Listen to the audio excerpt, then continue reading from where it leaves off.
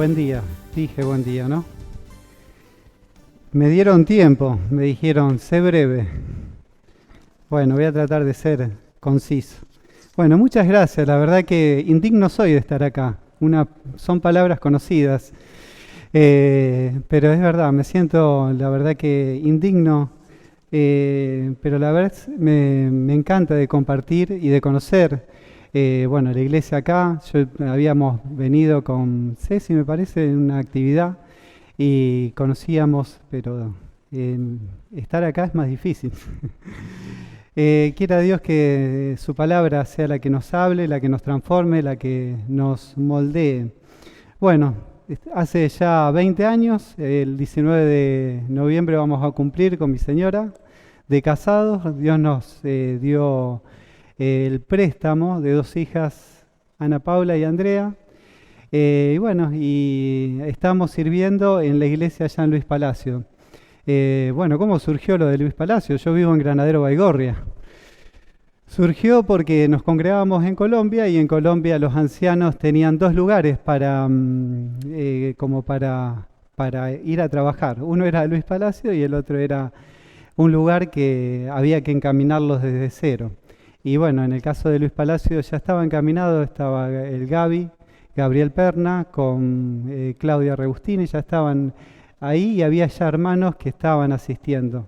Así que bueno, tomamos el coraje, Dios nos proveyó de un vehículo, nos proveyó del combustible, así que no nos quedó otra que ir. Uno se podría, en Baigorria, uno tiene una iglesia de los hermanos, hay 3 iglesias bautistas, hay muchas iglesias pentecostales, ¿no? Pero si Dios te da los recursos y bueno, también ver que en Luis Palacio no había iglesia, no estaba la iglesia católica y había muchos intentos de los hermanos en ir, en su tiempo Jorge Alonso, un tío de Cecia, había intentado, pero no dieron resultados. Bueno, ahora la iglesia está, se compró el terreno, está a nombre de FELA, la Fundación Evangélica Cristiana, no está a nombre de ninguna persona. Se construyó, se hizo una construcción de 8 metros por 12 y bueno, quedó ahora una iglesia satélite parece, porque vienen 2 familias de Totora, una familia ahí de Lucio B. López, una familia de Roldán, nosotros de Baigorria, el Gaby que viene de Rosario, y bueno, del pueblo nos cuesta. Pero bueno, confiamos en el Señor, lo importante es que el Evangelio se extiende, ¿no? Y después de mucho tiempo, entre las iglesias de los hermanos hay un testimonio ahí en Luis Palacio. Así que bueno, oren, porque por ahí también hay veces nos quita el sueño eso de que de la localidad se va predicando, pero no hay fruto genuino. Entonces es algo que nos preocupa. Así que bueno, les pido sus oraciones. Bueno, me invitaron para que hable del servicio cristiano, ¿sí? Cuando hablamos de servicio, fíjense lo que dice la palabra de Dios, hay varios versículos que hablan, por ejemplo, 1 Tesalonicenses 1:9 dice, por ello, porque ellos mismos cuentan de nosotros la manera en que nos recibisteis y cómo os convertisteis de los ídolos a Dios, para servir al Dios vivo y verdadero. Gálatas 5:13 dice, porque vosotros, hermanos, a libertad fuisteis llamados, solamente que no uséis la libertad como ocasión para la carne, sino servíos por amor los unos a los otros. Colosenses, el apóstol Pablo dice, sabiendo que del Señor recibiréis la recompensa de la herencia, porque a Cristo el Señor servís. Y el ejemplo supremo lo dice el Señor Jesús ahí en Marcos 10:45, porque el Hijo del Hombre no vino para ser servido, sino para servir y para dar su vida en rescate por muchos. Cuando hablamos de servicio y vemos los dones espirituales, justamente ahí en el tema del servicio vemos que es un don espiritual el servicio, ¿no? Ahí en Romanos capítulo 12, versículo 7, habla que es en el que el servicio, en servir. Es un don espiritual, pero más allá que es un don espiritual, todos estamos llamados a servir. Dentro de los dones nosotros sabemos que están los permanentes y los temporales. hay una lista grande, 18 dones. Ahí tenemos 7 que son dones que son temporales, así lo veo yo, que Dios utilizó para un momento específico de la expansión de la iglesia, ¿sí? 7 dones. Después tenemos 11 dones que son los permanentes, los cuales está el del servicio. Cuando vemos la expansión del Evangelio en el comienzo de la iglesia, uno ve, por ejemplo, el Evangelio de Lucas, ¿no? Lucas lo narra médico amado, se le escribe a Teófilo. Podríamos decir, lo escribió en 2 tomos, el tomo 1 y el tomo 2. Ahí está el Evangelio de Juan que los separa, pero hay que leerlo de corrido, ¿no? Y es hermoso leerlo de corrido porque Lucas, ¿qué empieza? Empieza cómo comenzó el Evangelio, a través de una persona, del Señor Jesús, mostrando su nacimiento, su origen, pero después va recorriendo la historia hasta llegar a la cruz, su muerte, su resurrección, y después empieza, como hoy nuestro hermano nos compartía, la ascensión del Señor Jesús, y dicen que Hechos no tendría que llamarse Hechos de los Apóstoles, porque los apóstoles son pocos los que intervienen. Podemos ver en los primeros capítulos a Juan y a Pedro como protagonista y Juan medio de acompañante, pero después uno ve al apóstol Pablo, pero podría llamarse, como algunos dicen, Hechos del Espíritu Santo, ¿no? Porque justamente el Espíritu Santo es quien guía, orienta hasta que Pablo llega hasta lo último del imperio o hasta la capital del imperio conocido que era Roma, ¿sí? Es hermoso ver cómo llega, y no llega en una aerolínea de primera línea, ¿no? Todo lo que tuvo que padecer por llegar allá. A mí me gustaría compartir con respecto al servicio, ¿no? Vivimos en una época donde está mal el tema del servicio, en el sentido de que vivimos una sociedad muy egocéntrica, ¿no? Que cada uno piensa en lo suyo y no piensa en el otro, en la necesidad del otro. Es la sociedad que vivimos. Nadie quiere perder tiempo, ¿no? Nadie quiere perder tiempo, algo económico, en bien del otro. Es la sociedad que vivimos. Es una sociedad individualista. Crea hombres que quieren ser servidos y no servir. Lo que yo necesito, lo que yo quiero, lo que me interesa, lo que yo aspiro es primordial. El consumismo está incentivando este individualismo y todo parece que está hecho para satisfacer al hombre. Este es el contexto actual de nuestra sociedad. Nadie se va a sorprender, ¿no? Porque hace la tuya, pensá en vos. Pero en el reino de los cielos es diferente. Dios nos llama a servir. Lo que nosotros por ahí vivimos como sociedad y en la iglesia, que hay destellos de esa humanidad, nosotros por ahí la pintamos de piedad, pero muchas veces en nuestro interior puede haber estos destellos de humanidad en el sentido de querer ser reconocido, ¿no? Todos corremos con esto. Nuestra humanidad está a cuesta, no la podemos separar. Y los mismos discípulos tenían este mismo problema, ¿no? Un día antes de que lo arrestaran al Señor Jesús, el Señor Jesús se encuentra con sus discípulos.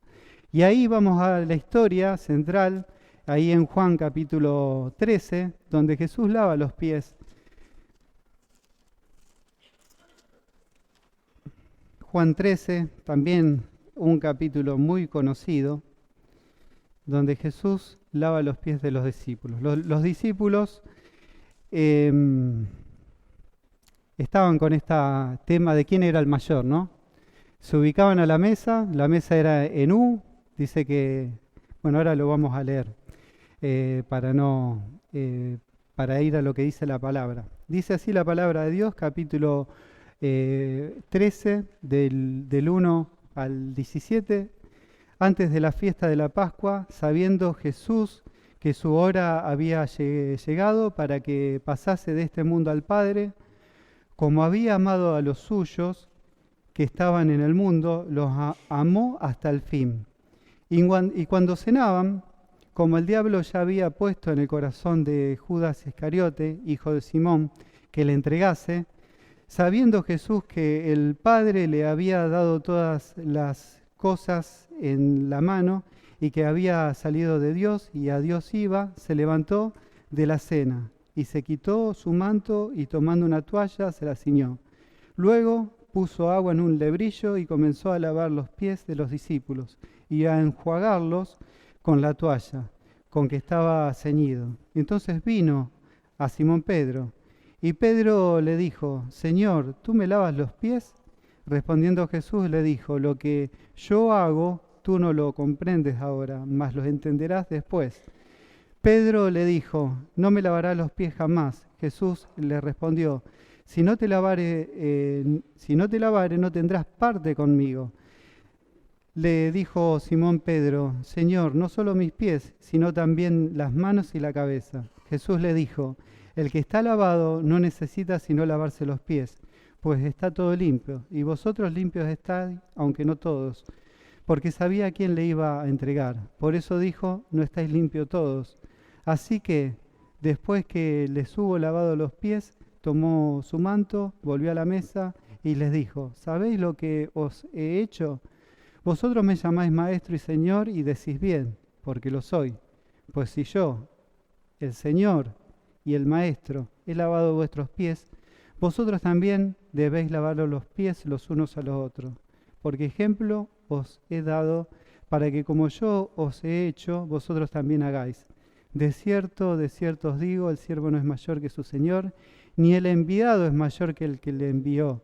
Y si sabéis estas cosas, bienaventurados seréis si las hicieres. ¿Sí? Bienaventurados, podemos leer todos juntos, ¿sí? El último. Si sabéis estas cosas, bienaventurados seréis si las hiciereis. Esta es la porción que quería compartir y este es el contexto, ¿no? Acá vemos discípulos que estaban pensando en sí mismos, ¿no? Había los elementos para hacer el lavado de los pies, había discípulos que tenían asignado el lugar para ir y bueno, tenían todo preparado. Había agua, lebrillo, toalla, pero todos se habían sentado a la mesa. Nadie se había levantado a lavar los pies. Como dijimos, era una costumbre de hospitalidad, ¿no? Para un judío esto de lavar los pies era algo necesario, vamos a decir. Los pies en esa época se caminaba mucho, se caminaba y el polvo, seguramente antes de ir a la cena, se habían bañado. Pero los pies era inevitable, cargar con el polvo del camino, cargar con la arena. Y era una costumbre que era de hospitalidad, de muestra de cariño. Por eso, como decíamos, una persona anfitriona que invitaba a un rabí o a alguien importante, el que hacía la actividad no era el dueño de casa, sino lo hacía un siervo. El siervo de menor categoría, el de más bajo nivel, ese hacía el lavamiento de los pies. Si era un siervo hebreo, seguramente no lo estaba exento. Pero si era un siervo de otra, vamos a decir, nacionalidad, era de cabeza que lo hacía. Ahora, si en esa casa no había siervos, el que hacía el lavamiento de los pies era el de la familia, el menor de todos, ¿sí? Aquí vemos la cena pascual, ¿no? Sabemos que la cena pascual es que ellos recordaban cómo el Señor, cómo Dios había liberado al pueblo de Israel de la esclavitud egipcia, cómo es Pascua, cómo Dios pasar por alto, ¿no? Justamente y perdonó a los primogénitos, y ellos recordaban cómo el obrar poderoso de Dios, con la benevolencia de Dios con el pueblo de Israel, cómo los había salvado de la esclavitud de los egipcios. Y estaban recordando ahí, estaban a la mesa, estaban los elementos, pero ninguno se dignó a levantarse a lavar los pies. Estaban todos muy cómodos. Seguramente por eso decimos que la humanidad es algo que está en nosotros. Así como la está en los discípulos, está en cada uno de nosotros. Estaban pensando qué lugar ocupar. Y bueno, vamos a lo que dice la palabra de Dios con respecto a estos lugares, porque hay una intervención de una mujer en un pedido especial. Y es una mujer muy conocida, es la madre de Juan y de Jacobo, ¿no?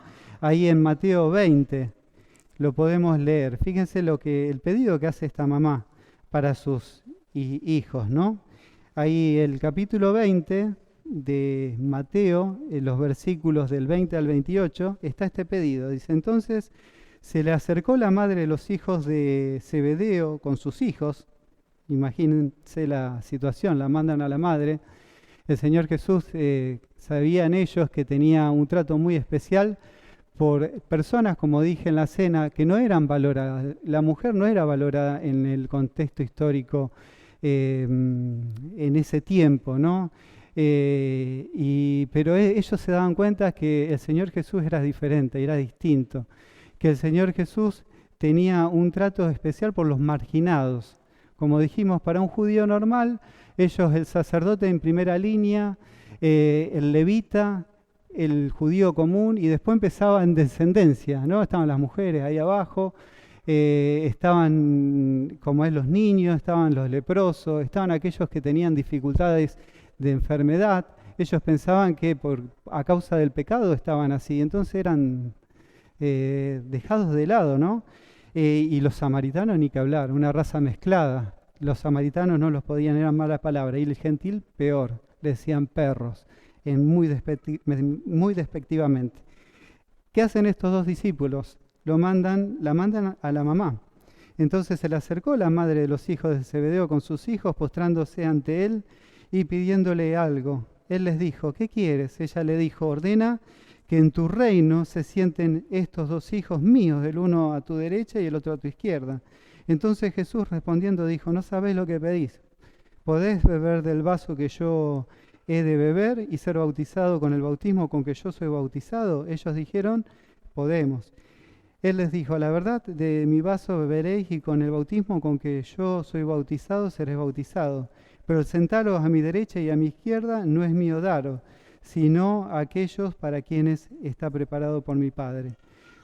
Cuando lo oyeron los 10, fíjense, cuando lo oyeron los 10, estos se enojaron contra los dos hermanos. No piensen que los otros 10 tenían un corazón diferente.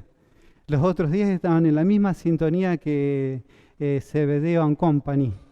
Dice, entonces Jesús, llamándolos, dijo, sabéis que los gobernantes de las naciones se enseñorean de ellas y los que son grandes ejercen sobre ellas potestad. Mas entre vosotros no será así, sino que el que quiera hacerse grande entre vosotros será vuestro servidor, y el que quiera ser el primero entre vosotros será vuestro siervo. Como el Hijo del Hombre no vino para ser servido, sino para servir y para dar su vida en rescate por muchos. ¿Sí? Acá vemos cómo el Señor Jesús hasta el último día tiene que trabajar en los corazones de los discípulos que estaban pensando en una posición del reino, que estaban pensando en lo terrenal, en qué lugar voy a ocupar en el reino. Y bueno, el Señor Jesús trabaja hasta lo último, están en la mesa, nadie se le ocurre ir y agarrar los elementos para hacer el lavado de los pies. Y el Señor Jesús, siendo la persona más importante, porque era el rabí, era el maestro, era el que presidía la cena pascual, él se levanta, deja el manto, se quitó el manto y tomando una toalla se la ciñó. Dice que empieza, ¿no? Teóricamente, como decíamos, es una mesa nú, con la mano izquierda se apoyaban en el suelo, con la mano derecha comían, con los pies afuera de la mesa, y el Señor Jesús empieza por los discípulos a lavar los pies.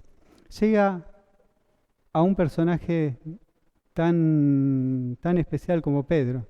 Pedro no se iba a quedar callado, ¿no? Y justamente dice Simón Pedro, Señor, tú me lavas los pies, como diciendo, ¿qué es? Es algo ilógico lo que estás haciendo. La persona más importante en la cena pascual me va a lavar los pies.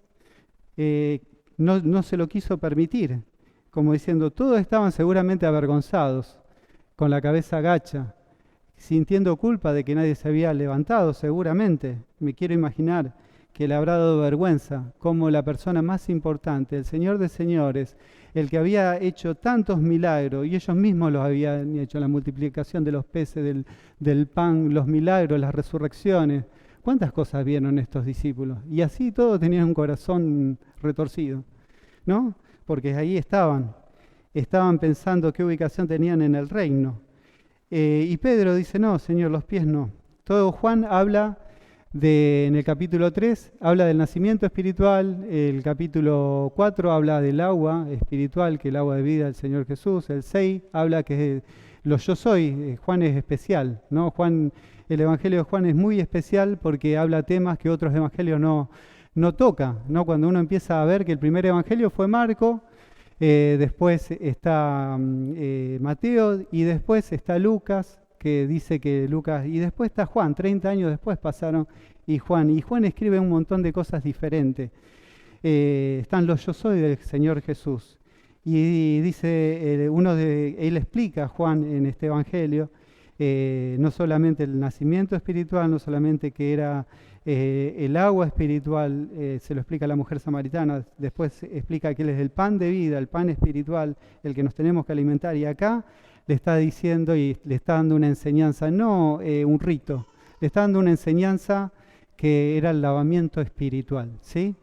Ellos ya eran como justamente iban a ser salvos por la sangre vertida en la cruz del Calvario, pero justamente ahí era como, le dicen, necesitan lavarse los pies, ¿no? Como necesitamos cada uno de nosotros, cotidianamente, en cada momento, pedir perdón por las faltas, esta limpieza espiritual que necesitamos en lo cotidiano. Y el Señor Jesús está ahí tratando de dar enseñanza de que justamente es un llamado a la imitación, un llamado para vos y para mí a la imitación. Tenemos que seguir. Si el Señor, fíjense lo que dice primero dice el versículo 13, dice, vosotros me llamáis maestro y Señor, y decís bien, pero después lo invierte. Yo soy el Señor y el maestro. Él es el Señor, el Kyrios, es el creador de todas las cosas, es el Señor de todo. Él lo puede obligar, porque Él es el Señor, por creación, porque es poderoso, pero Él lo hace por amor. Él deja un ejemplo de imitación, que nosotros tenemos que imitar sus pisadas. Y justamente dio un ejemplo supremo a los discípulos y nos los da a nosotros para imitar. El servicio a nuestro Dios, a través del servicio nosotros glorificamos el nombre de Dios. Cada vez que vemos la necesidad de un próximo, de alguien en la iglesia, de alguien que vive cerca, que Dios nos pone, compañero de trabajo, vemos una necesidad y nosotros servimos, porque el servicio justamente lleva a eso, es un sacrificio. Un sacrificio puede ser en lo económico, en lo emocional, en lo físico, en el tiempo, que dejar algo que nosotros tenemos que hacer para invertirlo, porque es justamente como una demuestra de amor, tiene que ser el motor principal. El servicio, el motor principal para servir es el amor por el próximo, por el prójimo. Hay una parábola muy rica, muy interesante, que hay un intérprete de la ley que sabía mucho de la Biblia, pero se acerca al Señor Jesús. Se acerca al Señor Jesús como para hacerle una trampa, para hacerlo caer. Y el Señor Jesús, sabiendo el corazón, porque como hoy decíamos, Él conoce, como dice el rey David, aún no está la palabra en mi lengua y aquí tú la sabes toda. La omnisciencia de Dios va más allá de lo que podamos entender nosotros. A mí me sorprende saber lo que yo pienso. Y cuando dice, ahí David dice, examíname, oh Dios, y conoce mi corazón. Y ve si hay camino de perversidad en mí. Seguramente la hay. Yo no la identifico, pero el Señor sabe. Cuando los psicólogos y toda la ciencia pone en la mente el consciente, el subconsciente, el infraconsciente, la ciencia no puede llegar. Pero yo te digo, mi hermana, mi hermano, Dios sí puede llegar a esos niveles ocultos que tenemos en nuestro interior y sanarlos. Porque Dios es tu sanador, es mi sanador. Lo ha hecho conmigo, lo puede hacer con cada uno de nosotros. Confía y haz esta oración, examíname, oh Dios, y conoce mi corazón, y ve si hay camino de perversidad, y guíame al camino eterno. Fíjense este encuentro interesante que tiene ahí en Lucas, que también es una porción muy conocida, en Lucas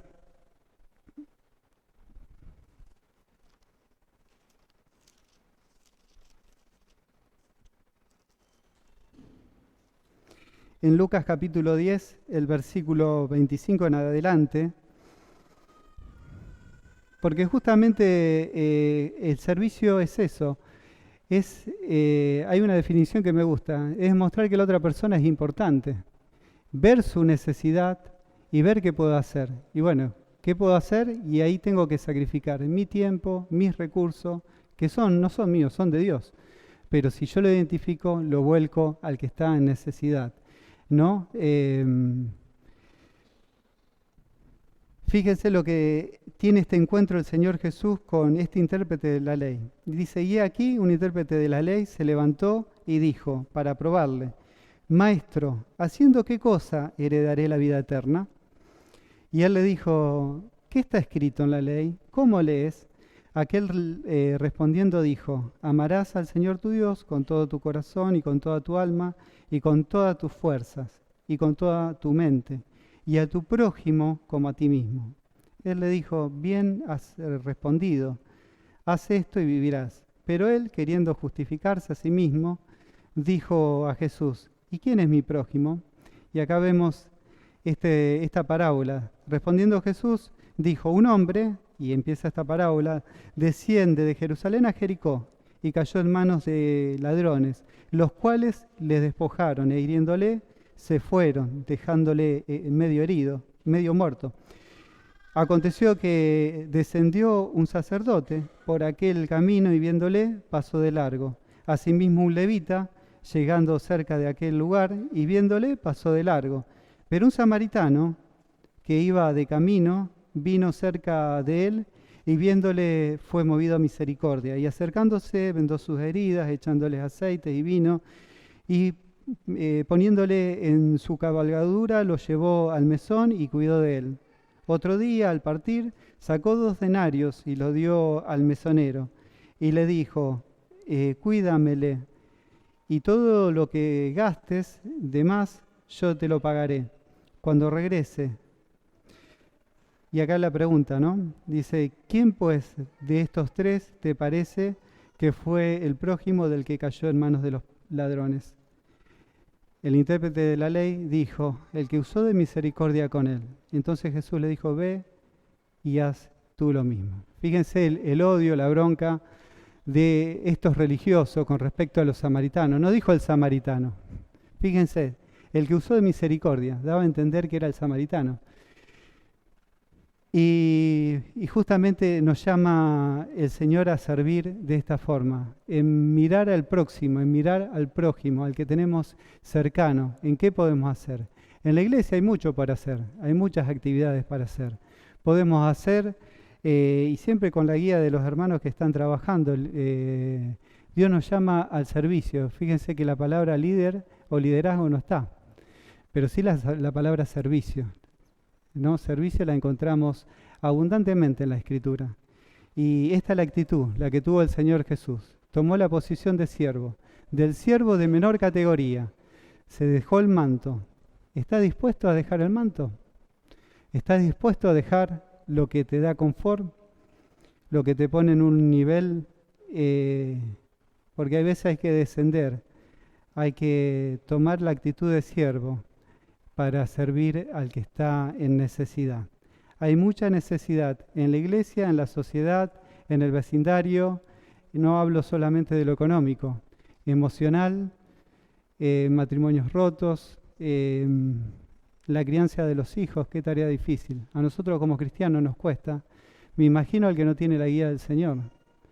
Y bueno, y podemos seguir. Hay mucha necesidad y nosotros somos llamados a mirar al prójimo.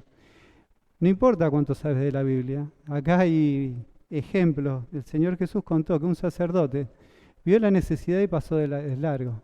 Era el que más sabía. Para un judío era terrible el ejemplo que le daba el Señor Jesús. El segundo orden era un levita, también pasó de largo. Y alguien que no sabía nada de religión dio el ejemplo absoluto en servicio, en ocuparse de aquel que está necesitado. Bueno, Dios nos está llamando, nosotros como hijos de Dios tenemos que dar el ejemplo. Dice, ejemplo os he dado de parte del Señor. Quiera el Señor que así como Él dejó el ejemplo supremo en servicio, no en el lavamiento de los pies, sino yendo a una cruz, ¿no? Entregando su vida por vos y por mí. Hay veces tenemos que entender que tu pecado y el mío es gravísimo, es terriblemente grave. No tomamos dimensión de la gravedad del pecado, pero al Señor Jesús le costó su vida, les costó derramar sangre, Nosotros por ahí en la cena traemos, ¿qué podemos traer? Nuestra pecaminosidad. Traemos nuestro pecado, redimido por su sangre. Somos hijos redimidos por su sangre. Pero el Señor Jesús entregó su vida por cada uno de nosotros. Y Él quiere en respuesta, para glorificar su nombre, es que le sirvamos. El servicio glorifica el nombre de Dios. Cada vez que servimos, aunque nadie se entere, glorificamos el nombre de Dios. Alabamos, ponemos en alto su nombre. Fíjense Pedro, el impulsivo de Pedro. Me encanta Pedro. Pedro es el que habla. Y uno lo ve ahí en Mateo, hace una descripción perfecta de Pedro.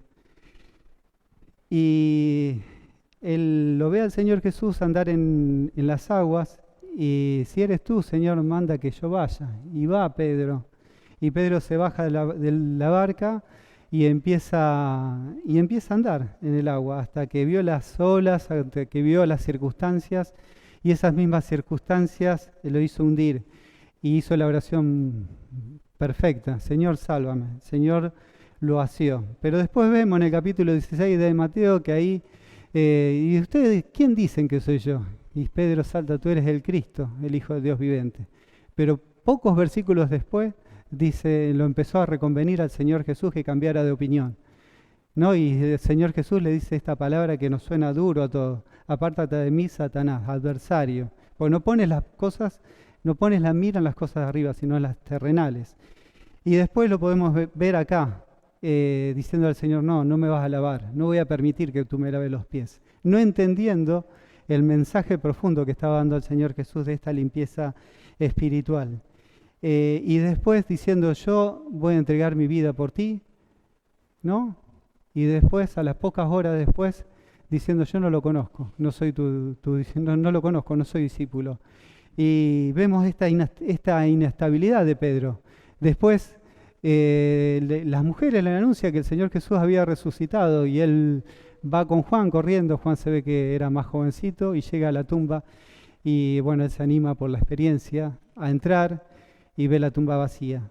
Pero después es el instrumento que Dios utiliza para ver en Hechos de los Apóstoles cómo alguien así, con dificultades, como las tenemos, con humanidad a cuesta, como la tienen los discípulos, como la tenemos cada uno de nosotros, puede ser una herramienta útil para la expansión del Evangelio. Cómo el Evangelio se fue a través Dios utilizando a un hombre común, sencillo, cómo fueron convertidos 4.000, 6.000 por obra del Espíritu Santo. Dios llama a hombres comunes como nosotros para que su nombre se glorifique. Y este es el llamado que en esta mañana quiero hacer: que nos pongamos en sus manos para servir, pensando en el próximo, en el prójimo, en el que tenemos al lado. Hay mucho por hacer, cosas sencillas. Todo lo que hagamos justamente va a glorificar el nombre de Dios, los va a poner en alto. Un hecho puede hablar más que 1000 palabras, ¿no? Eso es lo que, cuando ponemos en práctica el Evangelio, podemos hablar mucho del Evangelio, o decir mucho, o saber mucho, pero lo más importante es lo que nosotros ejecutamos con nuestras acciones. Hay mucho por hacer en nuestro trabajo, en nuestro vecindario. Hay vecinos que no son fáciles. No sé si te tocó a vos, a mí por ahí me tocan. Tengo los vecinos que me llevo bien, que son un amor. Nos llevamos, pero hay otros que me toca trabajar.